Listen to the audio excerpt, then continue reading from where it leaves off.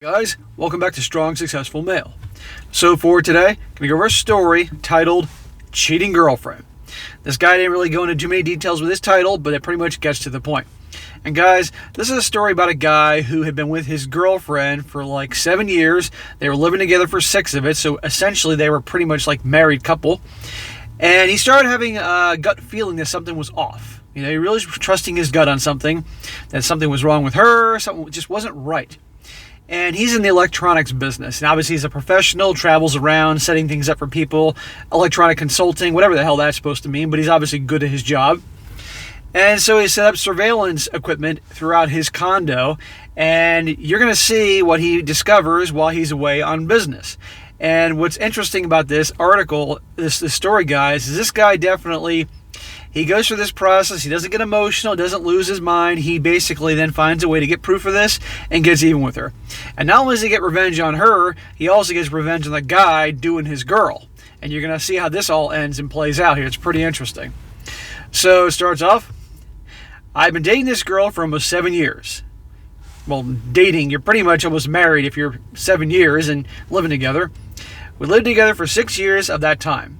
My line of work was electronic consulting, setting up systems with tons of sensors, good money, but a lot of travel hours, just setting the stage here.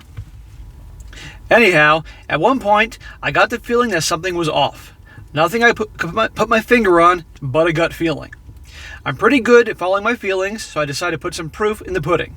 While she was out, I had placed a sound-activated recorder in each room of the condo. Very small devices, as the storage was on my office PC. This was done on a Friday afternoon. I spent the weekend with her and had a good time. Sunday night, before bed, I took my luggage and tools out of my car and also popped a GPS tracker on her car.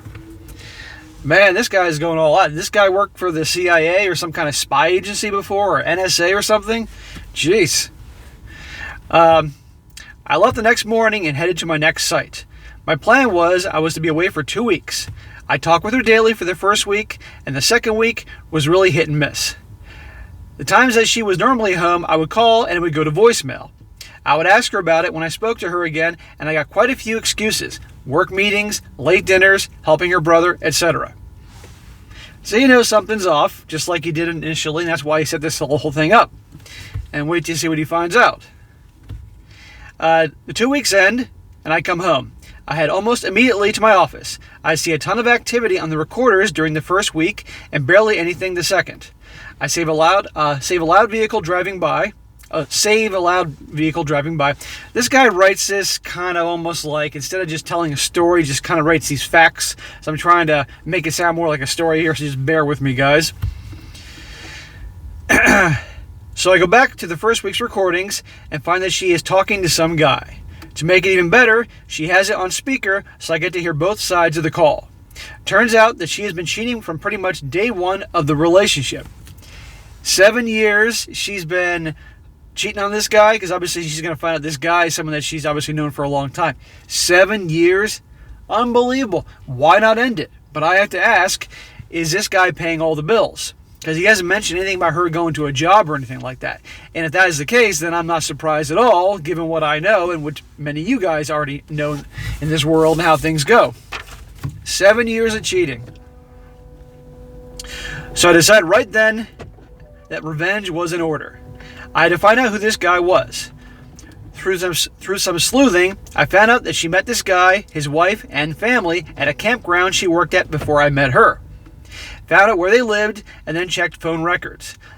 This being a few years back, people still had house phones, so I looked up the number. Great, it's listed. I called the number and a guy answered the phone.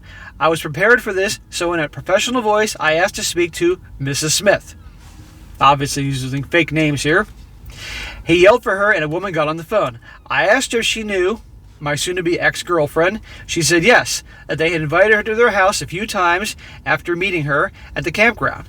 Wow, that was news to me. I told her we couldn't speak in detail right now, but if she would call me back when she was free to talk, I'd explain everything. I gave her my cell number and hoped that she would be curious enough to call. Well, if you put it like that, she's going to probably think you're some kind of psycho. So the fact that you're going to see she does call him back, it seems pretty crazy. But if some random person called me up like that and was saying kind of what he was saying, I'd be like, I wouldn't call him back. A little more explaining was probably a good idea, but he just lucked out with his whole revenge plot that she called him back. Sure enough, 2 days later she called. I explained everything that I had recorded. At first she was very skeptical. I told her that I would make a copy of the recording and send it to her. She said okay, but was skeptical.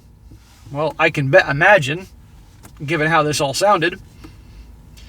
So my work was set in motion. I went to a local recording studio along with the files and explained what I needed. They took all the separate recordings and put them together, so when she wandered through the house, it picked up from the different recordings to make the conversation complete. Then they burnt the audio recordings to CD. It took 5 CDs to cover it all. I then mailed the CDs to Mrs. Smith, registered mail. Then I waited. About 10 days go by, she finally calls me. She's very calm. Everybody's very calm in this story here. I find that very interesting. This guy, I mean, some guys are like that. I mean, this guy didn't lose his mind about this whole thing with her, about, and freak out. And the wife here gets the information about the recordings and all that, and she's calm too. I mean, who knows? Maybe when she got it, she drove away and screamed and yelled and freaked out and got out of her system. But he's calm, she's calm. It just seems everybody's a little too calm for what I know about human nature. But okay. She's very calm. She tells me that day before she went and filed divorce papers. Her husband works on an oil rig, and he's out on the rig for the next 2 weeks. After she listened to the CDs I sent her, she gave them to her lawyer. Mr. X, that she's referring to him as, made a shit ton of money doing what he does. So over the years, they have bought a lot of toys like campground plots, a boat, RV, etc. She made it clear that she was going for half. Well, no surprise there. I got off the phone laughing to myself. Couldn't happen to a nicer guy after the things I heard on those recordings. During all this time, I never said a word to the girlfriend. I acted as normal as possible. In fact, I still left the tracker on her car. I didn't think that would produce anything. Hey, you know what? This guy, this guy finds out that this guy has been hooking up with his girlfriend all these years, good for him. I got no problem with him doing this, okay? And this guy is going to get hammered by having half taken away from him. But we all know darn well, he gets half taken away. The guy can obviously make it up, But still, this guy was an asshole. Somebody else's girl for 7 years. And again, why she didn't break up with him, who the hell knows? The only thing I can think of is the fact that this guy probably paid all the bills and she didn't work and she was on Easy Street. Things were quiet for another week. Then came the day when hell was starting to break loose. My girlfriend was wandering around the house like she was lost. I asked her what was wrong, and she told me a friend of hers was getting a divorce. Oh, interesting. I said that's a shame and went about my business. That evening, she was out on the deck talking to someone on the phone. I didn't really pay attention except for the fact that every so often she would raise her voice, and the phone call ends. She comes back in and goes straight back to the bedroom. I hear a bunch of rustling around, so I walk back to the door to see her packing her clothes. I ask her what's she doing, and she gives no reply. She finishes packing and walks out to her car, throws the suitcase in, and leaves. Just like that. No explanation, nothing. Gee, I wonder who was on that phone call. I wonder what was going on. Goes to show you how important this guy is. No explanation, nothing, but we all know. And he knew what was going on at that point. 2 weeks go by, and not a word from her. I got a call from Mrs. Smith, and she updated me on her world. She had her husband served with papers, and infidelity was the reason. He denied, of course, but she was able to throw details together that she said stopped him dead in his tracks. She confirmed the phone call that my girlfriend had the night that she was... She had confirmed the phone call that my girlfriend had the night she left was with her. She said she never raised her voice, but my ex-girlfriend tried swearing up and down and that nothing ever happened. So the whole time it wasn't the guy she was talking to the wife of the guy that she was hooking up with. And she had the nerve to curse at her and yell at her and all that, even though she's being the other woman in the situation. Mrs. X then put out some details to the girlfriend, enough to let her know that she was caught. Mrs. X implied that she found out on her own and that her next step was to tell me. This is why the girlfriend left so quickly. So this leaves me my handling of the girlfriend. Credit gone.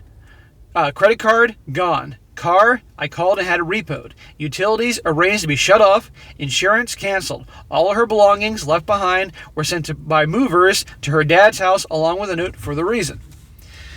So, it's interesting that this guy has access to her information to cancel her insurance and have the car repoed and all these other things.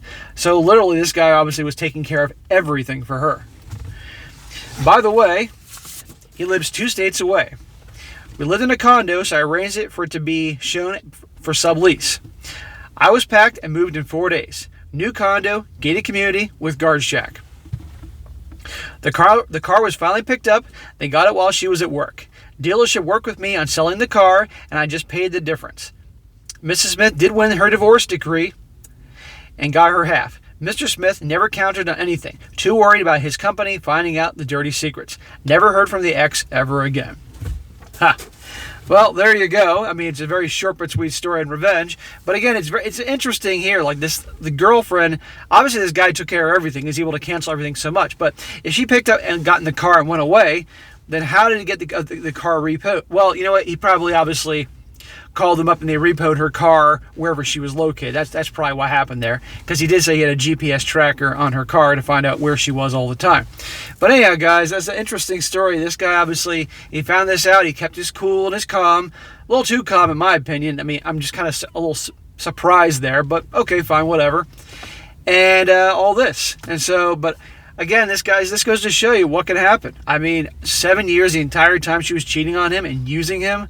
Guys, you got to pay attention. I mean, it took him 7 years to see some red flags, but she was like a master at hiding what was going on for all that time. But only eventually did the guy pick up on something going on. So, moral of the story is, guys, is that, you know, whatever your situation, you just do relationships or you're married or whatever, you got to pay attention to the red flags. You know, where there's smoke, there's fire. And trust your gut. Your gut is your truth. Your gut will always tell you something's wrong, okay? And trust that and follow through on that, you know?